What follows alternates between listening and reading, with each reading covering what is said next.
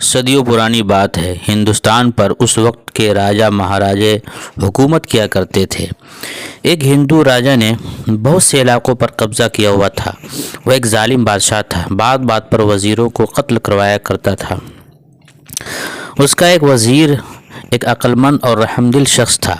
وہ رعایا سے نیک سلوک کرتا تھا اور ان کی مدد بھی کرتا تھا۔ وہ ایک مرتبہ دریا کی دوسری طرف جانے کے لیے دریا پر پہنچا تو اس نے دیکھا کہ ایک ملاح نئی کشتی لیے اس کے استقبال کے لیے موجود ہے۔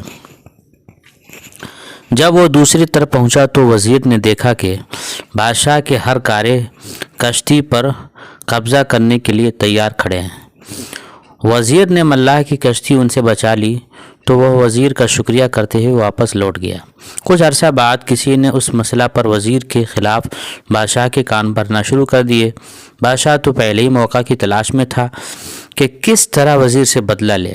کچھ عرصے پہلے دوسرے بادشاہ بنے اسے سفید ہاتھی کا تحفہ دیا تھا۔ وہ بچہ تھا مگر اب جوان ہو گیا تھا۔ بادشاہ اپنے وزراء اور درباریوں کے ساتھ اسے دیکھنے گیا۔ تمام درباری اور وزراء اس کی تعریف کر رہے تھے۔ بادشاہ وزیر سے انتقام لینا بھولا نہیں تھا۔ اس نے وزیر سے کہا، مجھے اس ہاتھی کا ٹھیک وزن بتاؤ ورنہ تمہیں قتل کر دیا جائے گا۔ 10 دن کی مہلت ہے۔ وزیر بہت پریشان ہوا۔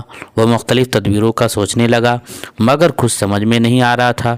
وہ پریشانی کے عالم میں دریا کی طرف نکل گیا اور وہاں بیٹھ کر سوچ و بچار کرنے لگا۔ اسی دوران وہی کشتی والا بزرگ اس کے پاس آیا اور جھک کر سلام کیا۔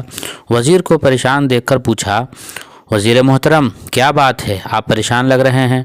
ہاں بزرگو، بادشاہ نے ایک الجھن میں ڈال دیا ہے۔ 10 دن کی مہلت تھی، آج 8واں دن ہے۔ اگر جواب نہ دیا تو میری گردن اڑا دی جائے گی۔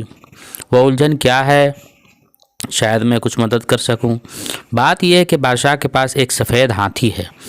وہ اس کا وزن بتانے کا کہہ رہا ہے ورنہ وہ میری گردن مار دے گا۔ یہ تو کوئی مسئلہ ہی نہیں ہے، چٹکی بجاتے ہی حل ہو گیا ہے۔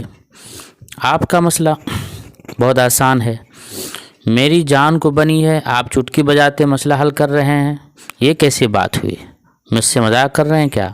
وزیر نے حیرت سے کہا، جی محترم، آپ کل ہاتھی لائیے، اسے کشتی پر بیٹھا کر دریا میں اتارتے ہیں۔ جتنے کشتی پانی کے اندر جائے گی اس پر نشان لگائیں گے، پھر اتنے وزن کے پتھر کو نشان تک کشتی میں پانی میں لے جا کر ڈال کر وزن کر لیں گے۔ وزیر کی سمجھ میں ساری بات آ گئی۔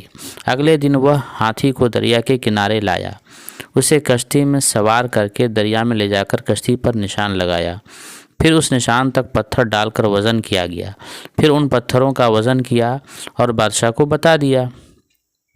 اب بادشاہ حیران ہوا کہ یہ کیسے ممکن ہے۔ جب اسے بتایا تو بہت خوش ہوا اور ایک نیکی کا یہ صلہ دیا ہے، جبکہ اس وزیر نے بہت سے معاملات میں بادشاہ کی رہنمائی کی تھی اور اپنی غلطی کا اعتراف کیا۔ نیکی کر دریا میں ڈال۔ وزیر نے ملاح کے ساتھ نیکی کی اور ملاح نے نیکی کر کے اس کی جان بچائی۔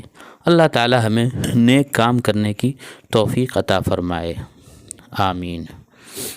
دوستو، آخر میں گزارش ہے کہ چینل کو سبسکرائب کر لیں۔ انشاءاللہ میں اس چینل پر بہت ہی سبق آموز اور عبرت آموز سچے واقعات لاتا رہوں گا اور اس سے ہم فائدہ اٹھاتے رہیں گے۔ والسلام علیکم۔